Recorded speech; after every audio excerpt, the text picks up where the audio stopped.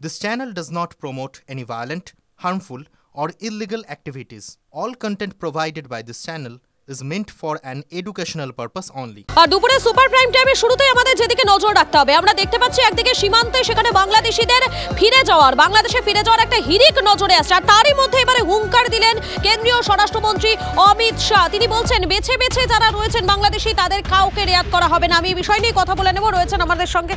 প্রথমে আপনাদের শোনাই ঠিক কি বলেছেন অমিত শাহ, শুনে নিন। और घुसपैठ को रोकना न केवल देश की सुरक्षा के लिए जरूरी है, देश की लोकतांत्रिक व्यवस्था को प्रदूषित होने से बचाने के लिए भी घुसपैठ को रोकना जरूरी है। मगर दुर्भाग्य की बात है, कुछ राजनीतिक दल एक घुसपैठिया हटाओ का जो अभियान है इसको निर्बल करने में लगे हैं। और वो राजनीतिक दल चुनाव आयोग द्वारा जो एसआईआर की प्रक्रिया चल रही है, मतदाता सूची का शुद्धिकरण जो चल रहा है, इसका खिलाफत कर रहे हैं।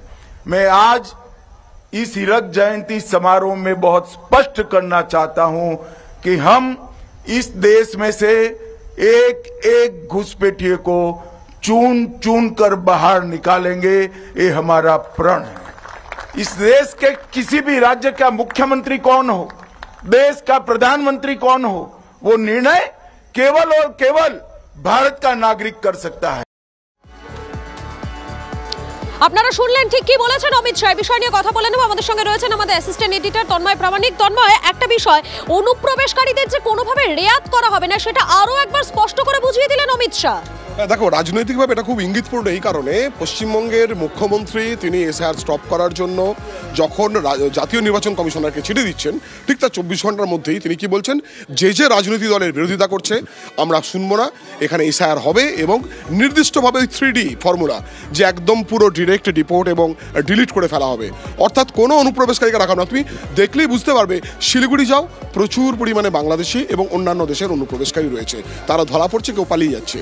তুমি যদি দেখতে পাও যে কাটোয়াতে যাও, সেখানে বস্তা বস্তা ভোটার কার্ড পাওয়া যাচ্ছে, নিউ টাউনে সেখানে ভোটার কার্ড দেওয়ার জন্য বাড়ি খুঁজে পাচ্ছেন না নির্বাচন কমিশন। ফলে সর্বত্র, সেটা কি সুন্দরবন, কি দক্ষিণ চব্বিশ পরগনা, বা বর্ধমান, বা হাওড়া, গুলশন কলোনি, পরপর স্বরূপনগরের হাকিমপুরের ঘটনা আমরা কালকে দেখেছি। আমাদের সুজয় পাল, তাকে কাজ করতে দেওয়া হচ্ছিল না, কারণ তারা বাংলাদেশ ফিরে যাবে বলে দাঁড়িয়েছে। তারা মুখ ফুটে বলে ফেলছিল এই দেশে যাবতীয় নাগরিক পরিষেবা তারা নিয়েছে। ফলে এই অবস্থায় এই দেশের সম্পদ, এই দেশের ট্যাক্সের পয়সায় বিদেশিরা যাতে ভাগ বসাতে না পারে এবং নাগরিকত্ব নিয়ে এখানে জনপ্রতিনিধি নির্বাচিত না করতে না পারে, সেই বিষয়ে কতটা স্ট্রং পজিশন কেন্দ্রের স্বরাষ্ট্রমন্ত্রী, আজকে কিন্তু তিনি সেটা স্পষ্ট করে দিয়েছেন। তুমি আমাদের সঙ্গে থাকো এই মুহূর্তে। আমার সঙ্গে রয়েছেন তৃণমূল কংগ্রেস নেতা অরূপ চক্রবর্তী। অরূপ দা প্রথমে 3Dর কথা বলেছিলেন, অর্থাৎ ডিটেক্ট, ডিটেইন, ডিলিট বা ডিপোর্ট।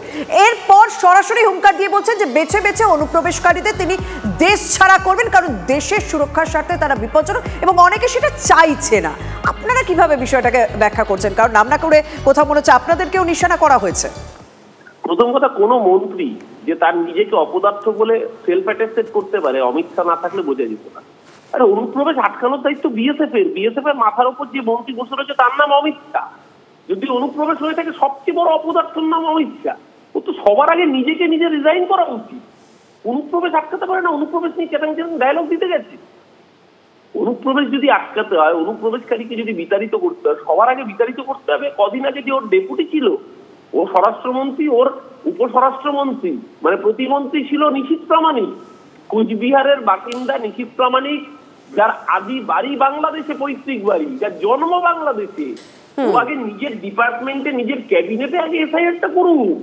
নিশীথ প্রামাণিককে তাড়াচ্ছে না কেন? বনগা দক্ষিণের এমএলএ স্বপন মজুমদার বাড়ি কোথায়? গোপালগঞ্জ, যেখান থেকে শেখ হাসিনা নির্বাচিত হতে, সেখানকার সার্টিফিকেট রয়েছে, বার্থ সার্টিফিকেট সেখানকার। 2002 এর লিস্টে নাম নেই, বাবা মার নাম নেই, তাকে এমএলএ বানিয়ে দিয়েছে। আর অনুপ্রবেশকারী নিয়ে বড় বড় ডায়লগ। যাকে পর্যবেক্ষক করেছে বিপ্লব দেব ত্রিপুরা, বাড়ি কোথায়? বাংলাদেশের চাঁদপুর। আমরা বলছি না, উইকিপিডিয়া একদিনে 37 বার নিজে চেঞ্জ করিয়েছে।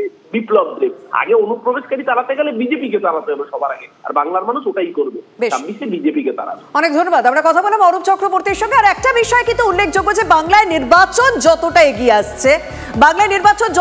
আসছে, ততই কিন্তু অনুপ্রবেশ ইস্যুটা যথেষ্ট বড় একটা ইস্যু হয়ে দাঁড়াচ্ছে, এবং এর অনেক আগে থেকে পজিশন কিন্তু স্পষ্ট করে দিয়েছে কেন্দ্রীয় স্বরাষ্ট্রমন্ত্রী অমিত শাহ এবং প্রধানমন্ত্রী নরেন্দ্র মোদী। অর্থাৎ এটা বোঝা যাচ্ছে যে সামনে নির্বাচনে অনুপ্রবেশ একটা বড় ইস্যু হচ্ছে আমাদের রাজ্যে, এবং স্বাভাবিকভাবে অমিত শাহের আজকের বক্তব্য, তারপর কি বলছেন বিরোধীরা, একবার সেদিকে নজর রাখবো। এসআইআর এর বিরোধী যখন এসআইআর এর জন্য মানুষের প্রাণ যাচ্ছে, এসআইআর করুক না, 2 বছর ধরে করার কথা। আর আজকে অমিত শাহ হঠাৎ কেন বলছেন যে 1.5 মাস 2 মাসে হবে, মানুষের উপর চাপ দিয়ে ভয় দেখিয়ে? এটা তো ভোটের অধিকার, এটা তো ইলেকশন কমিশনের ব্যাপার। উনি কেন নাক গলাচ্ছেন? ইলেকশন কমিশন করাবে।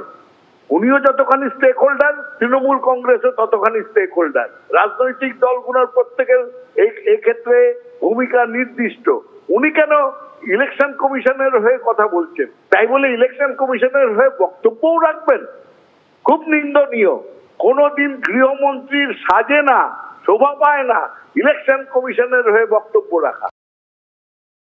নির্বাচন কমিশন এসআইআর এ যা করতে চাইছে সেটা নির্ভুল ভোটার তালিকা নয়, সেটা হচ্ছে নাগরিকত্ব ঠিক করাটা নির্বাচন কমিশনের অতএব ঘাড়ে পড়ল। এটা নির্বাচন কমিশনের কাজ না।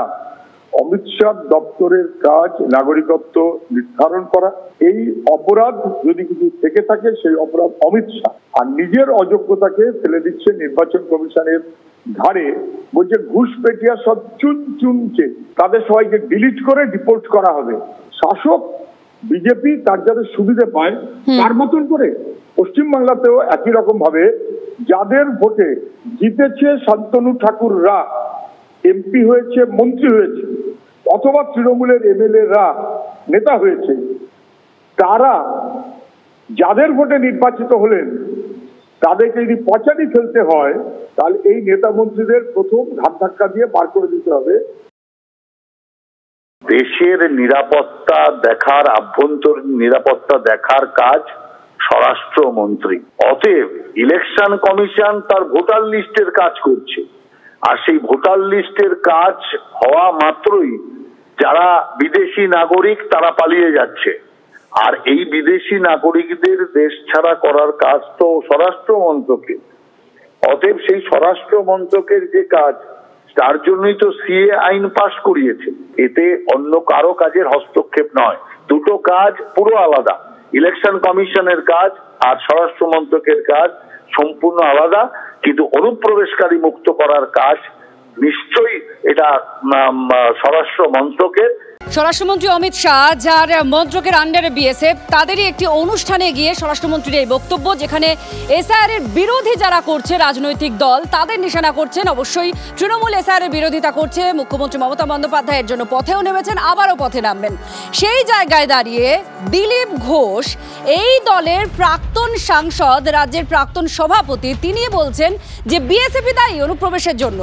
পয়সা নিয়ে পুলিশ আর বিএসএফ এই অনুপ্রবেশগুলো করায়, অনুপ্রবেশকারীদের দেশে ঢোকার দায় বিএসএফ এরও। বেসুরো দিলীপ ঘোষ। যেখানে স্বরাষ্ট্রমন্ত্রী অমিত শাহ নিজে দাঁড়িয়ে বলছেন যে বিএসএফ এর অনুষ্ঠানে দাঁড়িয়ে যে যারা এসআইআর এর বিরোধিতা করছেন তাদের বিরুদ্ধে তিনি কথা বলছেন, এবং দেশের প্রত্যেক অনুপ্রবেশকারীকে বেছে বেছে দেশ থেকে তাড়ানো হবে, দেশ ছাড়া করা হবে। এই প্রসঙ্গেই সেখানে দিলীপ ঘোষ তিনি বলছেন বিএসএফই দায়ী অনুপ্রবেশকারী দেশে ঢোকার জন্য। দায় সবারই আছে, এখানকার জনগণের দায় নয়। বাইরে থেকে লোক এসে আমাদের ভাগের ভাত খেয়ে নিচ্ছে, আমরা কেন কিছু করি না? এখানকার লোক পয়সার জন্য, পুলিশ বিএসএফও পয়সার জন্য করে সব। কিন্তু যদি সরকার না চায়, কড়াকড়ি করে, বিএসএফ 2 কিলোমিটার 3 কিলোমিটার অন্তর একটা চেকপোস্ট আছে, আউটপোস্ট, সেখান থেকে কী করে দিন রাত পাহারা দেবে? বর্ডারে কাঁটাতার লাগাতে দেননি, বুদ্ধদেববাবুরাও, জ্যোতিবাবুরাও দেননি, মমতা ব্যানার্জিও দেননি। এখন হচ্ছে, এখনও 200-400 কিলোমিটার এখনও বাকি আছে, হয়ে যাবে। তো এটা দেরি হচ্ছে কেন? এর মধ্যে সরকার চাইছে বিদেশিরা আসুক।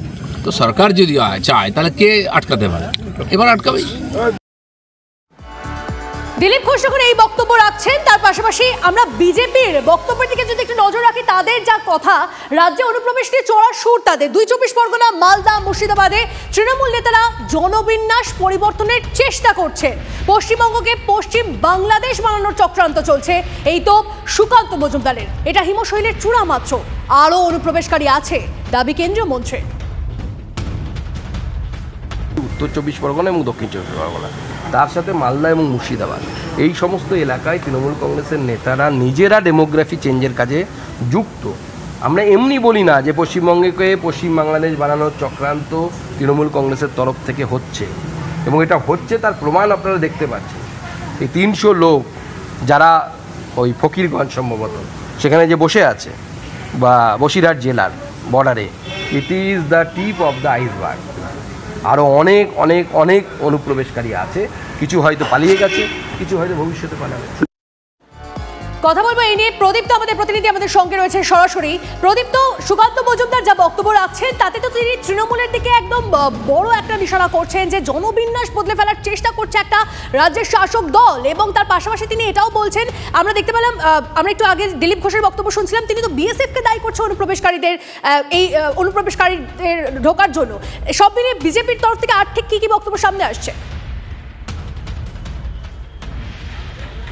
দেখো, বিজেপির তরফ থেকে এটা স্পষ্ট করা হচ্ছে যে এই অনুপ্রবেশের জন্য পুরো দায়টা মমতা বন্দ্যোপাধ্যায়ের। তার কারণ তাদের বক্তব্য, বিএসএফকে টপকেও ভেতরে চলে আসার পরেও ভোটার কার্ড কিভাবে হচ্ছে, আধার কার্ড কিভাবে হচ্ছে, এটা তো সম্পূর্ণভাবে রাজ্য সরকার করে থাকে, এই অভিযোগ তারা করছে। এবং অনুপ্রবেশ এই রাজ্যের নির্বাচনে বড় ইস্যু হতে চলেছে, এটা নিয়ে কোথাও কোনো সন্দেহ নেই। তার কারণ খোদ স্বরাষ্ট্রমন্ত্রী তিনি এই কথা বলছেন, প্রধানমন্ত্রী তিনি অনুপ্রবেশের জন্য জনবিন্যাস বদলে যাচ্ছে সেই প্রসঙ্গ টানছেন। এবং শুভেন্দু অধিকারীরা আজকে কিছুক্ষণ আগে ডেপুটি নির্বাচন কমিশনার জ্ঞানেশ ভারতীর সঙ্গে দেখা করেও কিন্তু এই জনবিন্যাস যেভাবে বদলে যাচ্ছে সেই প্রসঙ্গ যেমনভাবে তারা সামনে এনেছেন। একই সঙ্গে মমতা বন্দ্যোপাধ্যায় যে চিঠি গতকাল দিয়েছিলেন তার প্রেক্ষিতে কিন্তু শুভেন্দু অধিকারীদের বক্তব্য যে অবৈধ যে বাংলাদেশিরা রয়েছেন এই রাজ্যে, যাদের মাধ্যমে তৃণমূল কংগ্রেস তাদের ভোট ব্যাংকে আরো বেশি করে সুরক্ষিত করে, রিগিং করার চেষ্টা করে, তাদেরকে বাঁচানোই শুধুমাত্র মমতা বন্দ্যোপাধ্যায়ের লক্ষ্য। অর্থাৎ এই অনুপ্রবেশ ইস্যুতে বিজেপি যে তেড়ে ফুড়ে ঝাঁপাবে এবং নির্বাচনে এটাকে বড় করে তারা ইস্যু করবে, এটা স্পষ্ট হয়েছে। বারবার বঙ্গীয় যে বিজেপি নেতারা রয়েছে তাদের বক্তব্যে স্পষ্ট হয়ে যাচ্ছে যে এটা একটা বড় ইস্যু হতে চলেছে। ধন্যবাদ।